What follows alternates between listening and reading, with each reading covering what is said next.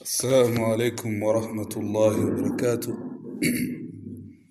بسم الله الرحمن الرحيم. الحمد لله رب العالمين، ولا عاقبة للمتقين ولا عدوان إلا على الظالمين، وأشهد أن لا إله إلا الله ولي الصالحين، وأشهد أن سيدنا محمد عبده ورسوله صلوات ربي وسلامه عليه وعلى آله وصحبه ومن تبعهم بإحسان إلى يوم الدين. أما بعد، baada ya kumshukuru Allah subhanahu wa ta'ala na kumtakia rehma kipenzi chake Nabii Muhammad sallallahu alayhi wasallam,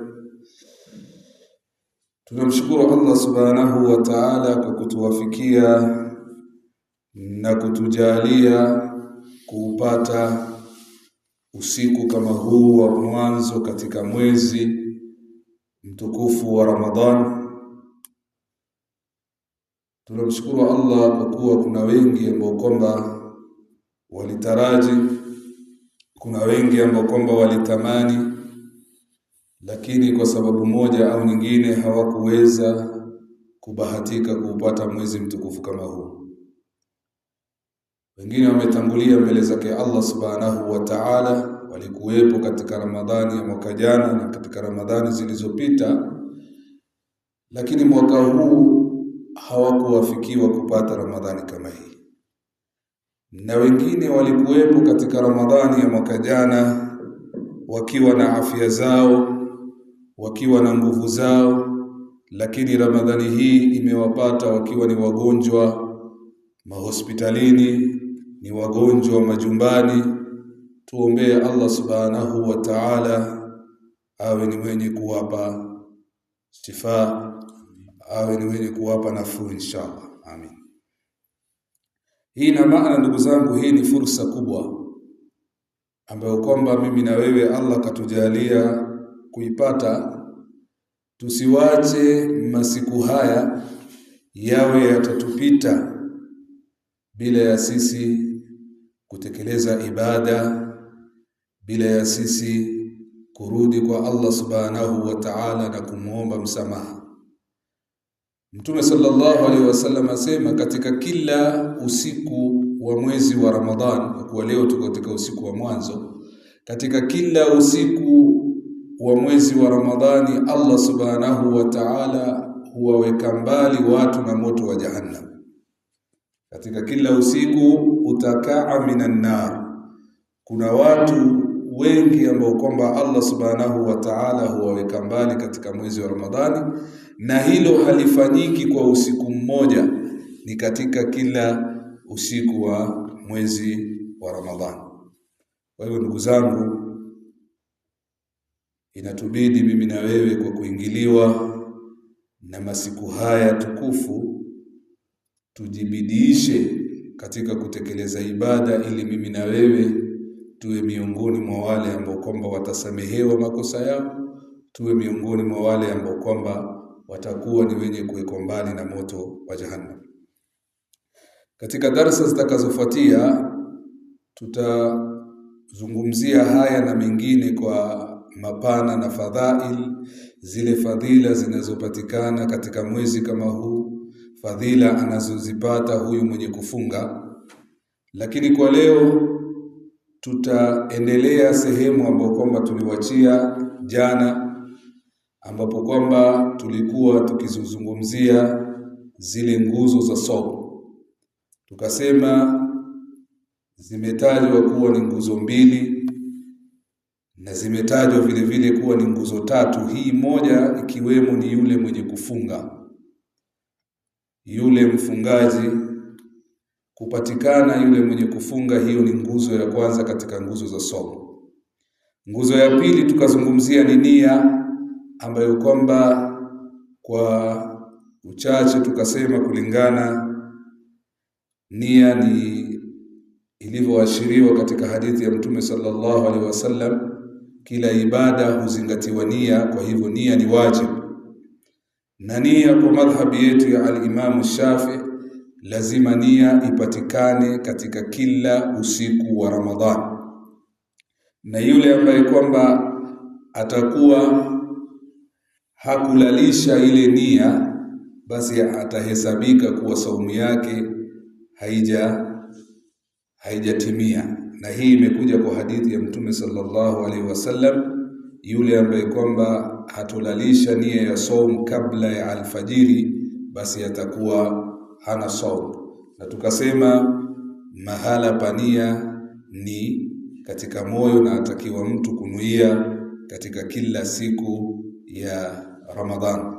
Tukasema kwa madhhabi ya al-Imam al-Malik ndiye ambaye kwamba ameruhusu waweza kuweka nia moja mwanzo wa Ramadhani, naye akasema vile vile kunuia kila siku ni sunna. Naye kwa al-Imam Shafi kunuia kila siku ni wajib, kila usiku ni wajib, na kunuia ya nia ya mara moja kwa mwezi ni sunna. Kwa hivyo tulizungumza kwa upana kidogo kuhusiana na nia. Kwa hivyo itakuwa nia ni nguzo katika nguzo za saum, ama ni ruknu katika nguzo za saum, ni wajib, ni jambo ambalo kwamba ni la wajib. Nguzo ya tatu, al-imsaku anil mufattirat, ni kule mtu kujizuia na vile vitu vyenye kubatilisha ile saumu yake, au vile vitu ambazo kwamba zinafunguza, zinaharibu ile saumu yake. Ni muhimu anapofunga ayajue mambo haya, ili akiyajua ajitahadhari nayo, kwa sababu ni mambo yanayotajwa kuwa ni mambo yanayoharibu saumu. Kwa hivyo tutayataja yale mambo ambayo kwamba yanaharibu saumu, ili mimi na wewe wakati tunaingia katika saumu zetu tuwe na tahadhari ya kujiepusha na mambo kama yale.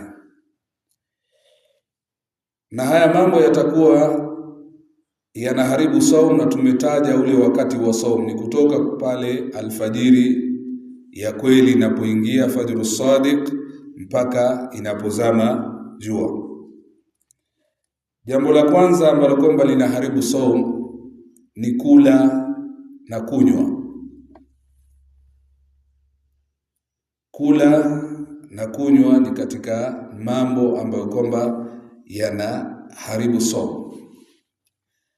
Tunaongeza amdan, kwa makusudi. Anajua kuwa saumu yake inafaa kuanza wakati fulani na kuisha alfajiri inapochomoza, alfajiri ya kweli inapoingia mpaka jua linapozama. Hapa katikati kula na kunywa kuna haribu saumu. Lakini kula kwenyewe na kunywa kwenyewe ili kuharibu saumu ni ikiwa atafanya makusudi kwa kujua. Lakini ikiwa ni kwa kusahau, na hii mara nyingi hutokea hasa katika haya masiku ya kwanza ya mwanzo ya Ramadhani, akajikuta mtu pengine amekunywa maji ama amekula kwa kusahau. Basi hili kwa kusahau, Mtume sallallahu alaihi wasallam anasema katika mafumu ya hadithi, akila na kusahau mmoja wenu akala au akanywa kwa kusahau, basi akamilishe ile saumu yake, kwani aliyemlisha na aliyemnywisha ni Allah subhanahu wa ta'ala. Kwa hivyo ukisahau kuwa uko katika saumu ukala, au ukasahau kuwa uko katika saumu ukanywa, alafu tahamaki ukakumbuka niko katika Ramadhani, basi utawacha kule kula na kunywa na utaendelea na ile saumu yako, wala hauna deni ya kulipa ile siku. Saumu itakuwa iko sawa, kwa sababu kule kula na kunywa haujafanya kwa maksudi. Kwa hivyo kula na kunywa kuna haribu saumu, kwa sharti iwe mtu amekula au amekunywa maksudi. Lingine ambalo kwamba lina haribu saumu ni mtu kujitapisha, ataqayyu amdan, kujitapisha makusudi. Akafanya mambo, akaweka pengine vidole katika kinywa chake, akajitapisha yeye mwenyewe, basi kule kujitapisha inakuwa ile saumu yake imeharibika. Akijitapisha mtu na hali ya kuwa amefunga, inakuwa saumu imeharibika, ikiwa ni yeye mwenyewe kajitapisha maksudi. Lingine ambalo kwamba linaharibu saumu ni hijama. Hijama ni aina ya tiba, kwa kizungu wanaita cupping. Hijama, cupping, inaharibu saumu. Hii ni katika mambo ambayo kwamba yanaharibu saumu. Lingine katika mambo ambayo kwamba akiyafanya mtu anaharibu saumu ni jimaa, kustarehe mume na mke katika mchana wa Ramadhani. Katika mchana wa Ramadhani wakikutana mume na mke wakastarehe, basi ile saumu yao inakuwa ni yenye kuharibika.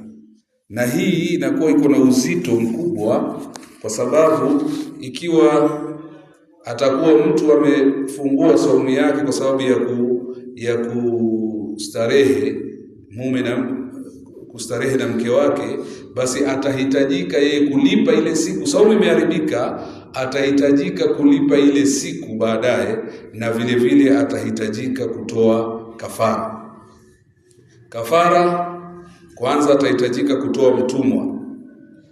Hakuna watumwa, basi ikiwa hakuna watumwa, au siyamu shahraini mutatabi'aini ghaira yaumil qada'i, atatakiwa kufunga miezi miwili yenye kufuatana, mbali na ile siku ya kulipa. Ile siku ya kulipa ni kando, ataihesabu ikiwa kando, alafu atatakiwa kufunga miezi mingine miwili yenye kufuatana, au it'amu 60 miskinan, au awalishe maskini 60, likulli miskinin muddun min ghalibi quti baladihi, kila maskini atamlisha kibaba kimoja katika chakula ambacho kwamba kinaliwa katika eneo lake.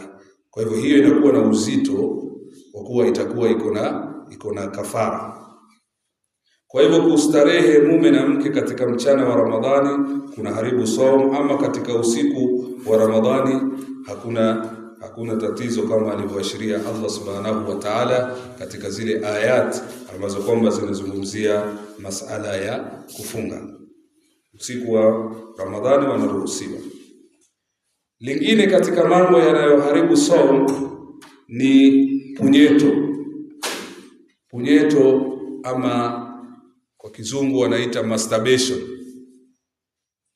yani mtu kujishusha manii yeye mwenyewe akafanya masturbation, basi ile masturbation inaharibu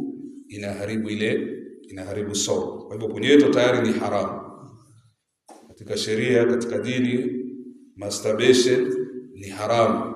Sasa ikiwa atafanya katika mchana wa Ramadhani, basi inakuwa pia ile saumu yake inakuwa imeharibika. Lingine katika mambo yanayoharibu saumu ni kuritadi. Alikuwa mtu Muislamu wa iyadhu billah, ameingia katika saumu alafu akatoka katika Uislamu, akaritadi ima kwa kauli ama kwa kitendo. Akatoka katika Uislamu alafu pengine akarudi nyuma katika kule kuritadi kwake, itakuwa ile saumu ilikuwa tayari ishafanya nini? Ishaharibika. Lingine katika mambo ambayo kwamba yanaharibu saumu ni hedhi na nifasi. Tulieleza mwanamke anapokuwa katika damu ya hedhi, damu ya kila mwezi, au anapokuwa katika damu ya nifasi, damu ya uzazi baada ya kujifungua, basi haruhusiwi kufunga. Kwa hivyo hali hizi zikimtokea, hali ya kuwa alikuwa amefunga, yuko katika saumu, alafu ada yake ya hedhi ikaanza, ama alikuwa kwenye saumu na alikuwa ni mjamzito na alikuwa na uwezo wa kufunga, afya yake ni mzuri, anaweza kufunga, akapata nifasi, basi pale hedhi inapopatikana na nifasi inapopatikana, inakuwa ile saumu yake imefanya nini? Imebatilika, imevunjika. Kwa hivyo kwa madhhab atuambiwa atafanya kitu inaitwa imsak. Pengine kulikuwa na sehemu ya siku imebaki, atafanya tu kama mtu ambaye kwamba amefunga, lakini ile siku atahesabu kuwa sio siku kamili. Kwa hivyo baadaye atatakiwa atakuja kulipa ile siku. Na katika wanawake kuna kitu tunaita istihadha. Katika dimaul mar'a, katika damu zinazowapata wanawake ni aina 3 zilizoelezewa. Kuna hedhi na kuna nifas na kuna istihadha. Istihadha ni damu ya ugonjwa. Mfano hedhi kulingana na madhhab ya al-Imam Shafi asema uchache wa hedhi ni lahadha, ni muda fulani, muda mfupi, inaweza kuwa muda mfupi, au kawaida sana inakuwa siku 6 au siku 7. Inaweza kuwa pengine siku 1, ama mwingine ataenda siku 2 3, mwingine 6 mpaka 7. Wingi wake asema ni siku 15. Kwa madhhabu ya Imam Shafi asema wingi wa siku za hedhi ni siku 15. Kwa hivyo mwanamke akiona damu yake ya hedhi imeenda zaidi ya siku 15, atajua sasa hii haiitwi hedhi tena. Hii inaitwa istihadha, inaitwa damu ya ugonjwa. Ama nifas inaenda siku 40 na wingi wake, damu ya uzazi siku 40 na wingi wake inaenda siku 60. Inaweza kuwa chini ya hizo, siku 1, siku 2, siku 3, mwingine ataenda siku 40, mwingine ataenda siku 60. Ikizidi hapo sasa bado atajua pia hiyo sio nifasi. Hedhi siku 15 the highest. Ikizidi siku 15 tunaita damu ya ugonjwa. Ile nifasi aghlabu siku 40, ikizidi siku 60. Ikizidi hapo inaitwa damu ya ugonjwa. Sasa ikikuja hukumu ya damu ya ugonjwa, damu imeendelea zaidi, ni kwa sababu sasa imeshaitwa damu ya ugonjwa, si hedhi tena, sio nifasi tena. Ikiwa katika hali kama ile, basi sasa itakuwa ni lazima kwake yeye kufunga. Katika hedhi hafungi, katika nifasi hafungi, lakini damu iliyoitwa damu ya ugonjwa itakuwa sasa ni wajibu kwake yeye kufunga, na itakuwa pia ni wajibu kwake yeye kuswali. Kwa hivyo haya ni masala ambayo kwamba ni muhimu. Ama mtu mfano amepata wazimu, amegoroka, alikuwa sawa, mara mchana wa Ramadhani akaanza kuvua manguo hapa, kichwa imemruka, basi ile saumu itakuwa vile vile imeharibika, wa iyadhu billah. Allah tuepushe na hali kama hizo. Akirudi katika hali yake ya kawaida, ile siku atahesabu kuwa hakufunga, atakuja kufanya nini? Atakuja kulipa. Kwa hivyo hizi ni mambo ambazo kwamba zinaharibu saumu. Ama tukiendelea, kuna zile tunaita sasa, tumeshazizungumza nguzo sasa, nguzo za saumu. Kwa nguzo za saumu tumesema ni kupatikane yule mwenye kufunga, hiyo ni nguzo. Ama wengine katika vitabu wakasema nguzo za saumu ni 2, ni nia na kujiepusha na vitu vyenye kuharibu saumu. Sasa tushazizungumza huyu mwenye kufunga, sharti zake, anafaa ni nani, ambaye kwamba ana hukumu ya kufunga. Tumezungumza nia, tumezungumza na zile vitu ambazo kwamba zinaharibu saumu. Kwa haraka tutaje zile ambazo kwamba tunaita sunanu saum, zile mambo ambayo kwamba ni sunna katika saum, mambo ambayo kwamba ni sunna katika saum. Sema katika mambo ambayo kwamba ni sunna katika saum, ta'jilul fitr, ni kule kuharakisha kufuturu au kufungua ile saum. Kufungua ile saum, kuharakisha, sio tu kuwa tuanze kusema sasa tumebadilisha timetable, tutakuwa tukifungua saum saa 11. Sunna ni kuharakisha kufungua. Haina maana hiyo. Ina maana ya kuwa ule wakati ambao kwamba imehakiki kuwa jua lishazama, tusicheleweshe kule kufanya nini, kule kufungua. La yazalu nasu bi khairin ma ajjalul fitra. Mtume sallallahu alaihi wasallam asema watu watakuwa wako kwenye khairi, watabaki kwenye khairi maadamu watakuwa ni wenye kufanya haraka kule kufungua, lakini wakati ukiwa umefanyaje, umefika wa kufungua. Na ni sunna pia katika kule kufungua, ni sunna katika kule kufungua kutumia tende kama kunayo, au kutumia maji. Hakuna haja ya kubeba miwa na muhogo na juice cola na didi. Ni sunna, haijakatazwa, lakini ni sunna katika kule kufungua afungue kwa kutumia tende au kwa kutumia maji. Ni sunna nzuri ambayo kwamba twafaa kuizingatia vile vile. Na sunna nyingine ad-du'a inda al-iftar. Katika mambo ambayo tutakuja kuona anayepata huyu mwenye kufunga, lisaimi da'watun la turad. Tumesema huyu mwenye kufunga ana sehemu ya dua ambayo kwamba hairejeshwi.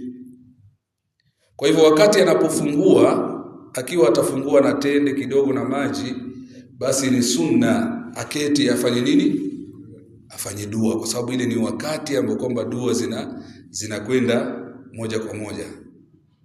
Asiswali kabla hajafungua. Sema bana, mimi nitaka kuongeza ucha Mungu kabisa katika hii somo, nitafungua nikiswali. Ikifika wakati haraki kufungua, japo tende na maji kidogo kama unapata, alafu tumia ile fursa. Ni sunna kufanya nini? Kufanya dua. Na kuna ile dua pia wakati wa kuninile akaisoma, dhahaba adh-dhama wabtallat al-uruq wa thabata al-ajru insha Allah. Kwa hivyo ni sunna ile wakati asiwache ipite bila yeye kufanya dua. Sisi sote tunajijua tuna matatizo mengi, tuna mahitaji mengi, na hii ni nafasi ambayo kwamba mambo ambayo kwamba anapata huyu mwenye kufunga. Sunna nyingine ni kufanya nini? Ni asuhur, ile kula daku. Kwanza sunna kula daku, Kiswahili tunaita daku, hapa inaitwa suhur. Alafu hii suhur vile vile sunna yake ni kuichelewesha. Wengine wapiga suhur baada ya tarawih. Sema mimi namaliza kila kitu. Baada ya tarawih anaenda anapigilia, anasema mimi nimepiga paka suhur tayari kabisa. Sasa sunna ya suhur ni kuifanya nini? Ni kuichelewesha mpaka zile nyakati za mwisho. Ile kuja hadithi, hawatawacha umma wangu kuwa katika khairi ikiwa watakuwa ni wenye kuharakisha kufungua, na watakuwa ni wenye kuchelewesha nini? Ile suhur. Na watu ni tofauti. Kuna mtu anaweza amka suhur akachemsha githeri yake akapiga, mwingine akaamka akasonga sima vizuri akapiga, na kuna wengine ambao pengine hawawezi. Kwa hivyo japo kwa tende upate ile sunna, kwa sababu Mtume sallallahu alaihi wasallam asema tofauti iliyoko baina ya saumu yetu na saumu ya wale ahlul kitab ni kule kula kufanya nini? Kula suhur. Kwa hivyo kama huwezi hata kula vyakula, watu ni tofauti, basi angalau pata tama la maji kama uninile ama tende, ili usikose hiyo sunna ya suhur. Na kuna hadithi ambayo kwamba inaonesha, inasisitiza kuwa ile suhur iwe itacheleweshwa. Hadithi ambayo kwamba imepokelewa na Zaid bin Thabit, radhi za Allah ziwe pamoja naye, anasema tasakharna ma'a Rasul sallallahu alaihi wasallam thumma qama ila salati faqultu kam baina al-adhan was-suhur qala qadru 50 aya. Asema alikula suhur pamoja na Mtume sallallahu alaihi wasallam, kisha wakasimama kuswali. Kwa hivyo alipoulizwa ilikuwa muda gani baina ya kumaliza kula suhur na kuswali, akasema ilikuwa ni kama kadri ambayo kwamba aweza mtu kusoma aya ngapi? Aya 50. Hii inamaanisha nini? Inamaanisha Mtume akila ile suhur katika zile nyakati za mwisho ni sunna hii. Sijasema usiamke saa 8 ya usiku wala saa 9, lakini ni sunna ukiweza icheleweshe mpaka sasa tunaona ile wakati saumu inaanza pengine ni saa 11 hapo. Jaribu namna unavyoweza ucheleweshe, kwa sababu pia kuna hatari ya kuamka saa 9. Ukiamka saa 9 umepiga getheri yako, umepiga sima yako, chai yako moto, mwili umepata joto, ukisema moja ningojea alfajiri, mara unastukia majogoo yanawika. Sasa umepata sunna lakini umekosa nini? Umekosa faradhi. Ndio maana ikawa ni vyema ile suhuri yetu tukawa ichelewesha mpaka zile nyakati za mwisho. Ni bora zaidi ikiwa tutaamka suhuri katika zile nyakati za mwisho. Inshallah katika darasa ambazo kwamba zitafuatia, kwa kuwa tayari sasa tuko katika mwezi mtukufu wa Ramadhan, tutakuwa na darasa mbalimbali inshallah tukielezea zile fadhila ambazo kwamba tuwafaa kuzipata na zile amala ambazo kwamba ni vizuri tukazidisha katika masiku kama hayo. Subhanallah wa bihamdi, subhanakallahumma bihamdika, nashhadu an la ilaha illa anta, nastaghfiruka wa natubu ilayk. Subhana rabbika rabbil izzati amma yasifun, wassalamu ala al-mursalin walhamdulillahi rabbil alamin.